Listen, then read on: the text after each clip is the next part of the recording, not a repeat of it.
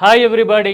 ఎప్పుడు serious topics ఎక్కువగా politics మాట్లాడుకుంటూ ఉంటాం కదా, కాసేపు అవన్నీ పక్కన పెట్టి ఫ్రీడమ్ అంటే ఏంటి, ఆ ఫ్రీడమ్ మీద మన ఆలోచన, మనం చూసే దృష్టికోణం ఎలా మారుతూ ఉంటాయి అనేది ఒకసారి మాట్లాడుకుందామా.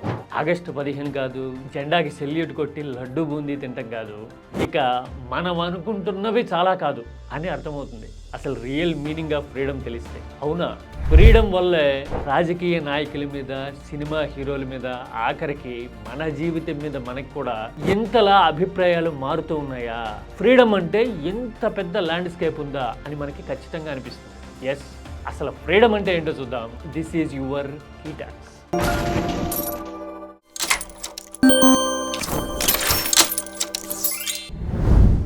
ఫ్రీడమ్ అనేది నీకు చరిత్ర ఇచ్చిందో, ఒక పర్సనాలిటీ సాధించిందో, లేకపోతే ఒక నాయకుడు ఇచ్చేదో కాదు. మన ఆలోచనలు మనకు చూపించే మార్గం ఫ్రీడమ్ అనే విషయం మనం ఆలోచిస్తే అర్థమవుతుంది. మన చుట్టూ ప్రపంచంలో రకరకాల డెఫినేషన్స్ కనిపించవచ్చు.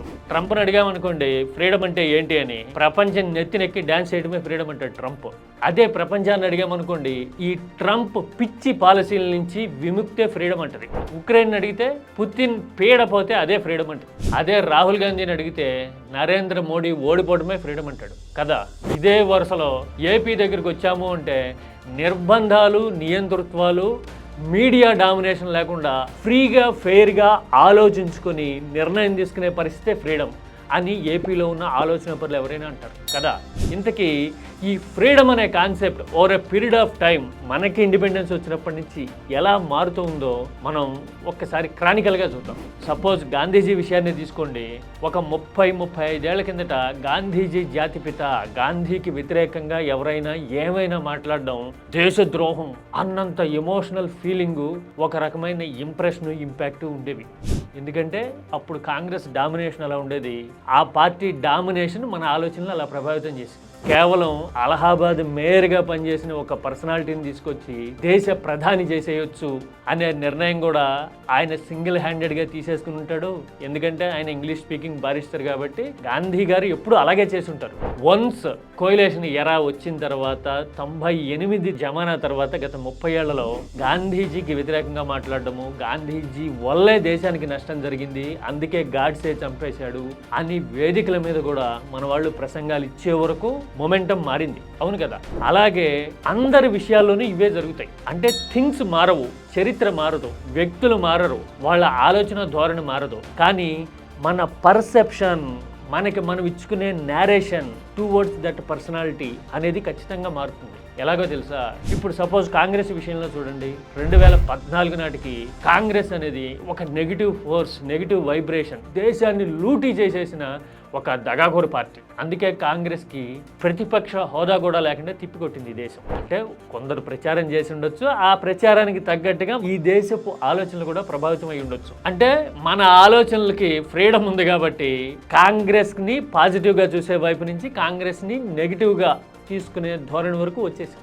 ఆ తర్వాత అసలు దేశం అంటేనే మోడీ అని, మోడీ అంటేనే ప్రైడ్ అనుకునే సిచ్యువేషన్లోకి ఒక 10 ఏళ్ల పాటు చాలా వేగంగా జర్నీ చేస్తే ఇప్పుడు ఒక విభిన్నమైన నేరేటివ్ దేశంలో క్రమక్రమంగా తయారవుతున్నట్టుగా ఉంది. This is something related to our election system.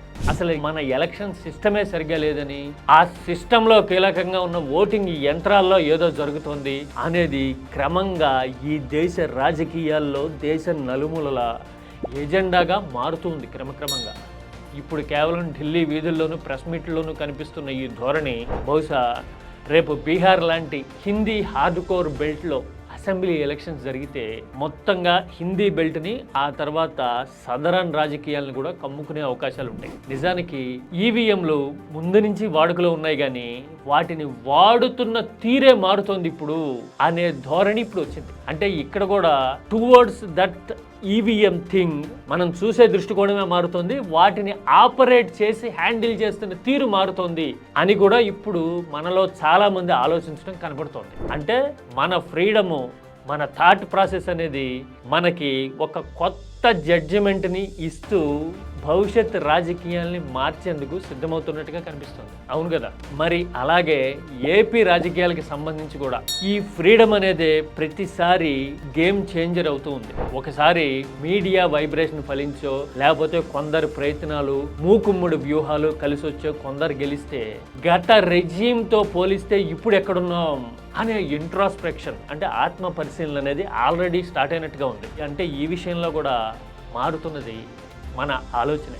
Personalities అలాగే ఉన్నారు, వాస్తవాలు గతము మార్చడానికి లేదు, వర్తమానం దెబ్బకి మన ఆలోచన మారుతుంది. అందుకోసమే మన ఫ్రీడమ్ అనేది మన ఫ్యూచర్ని డిసైడ్ చేయబోతోంది రాజకీయాల విషయంలో, ఏపీ స్టేట్ విషయంలో కూడా. అవును కదా. మరి బై అండ్ లార్జ్ ఈ సిస్టమ్ అంతా చూస్తే ఒక్కటే అనిపిస్తుంది, మన ఫ్రీడము, మన ఆలోచనలు భవిష్యత్తు వైపు, అదే మన ఫ్రీడమ్ వైపు మనల్ని నడిపిస్తాయి అని చెప్పడానికి ఎందుకంటే వేరే రకమైన రుజువేమీ అక్కర్లేదు అనుకుంటా. మన ఆలోచనలే మనకిస్తే ఈ ఫ్రీడము అనే ఐడియాతో, కీ టాక్స్ కాన్సెప్ట్తో మీరు ఏకీభవిస్తారా?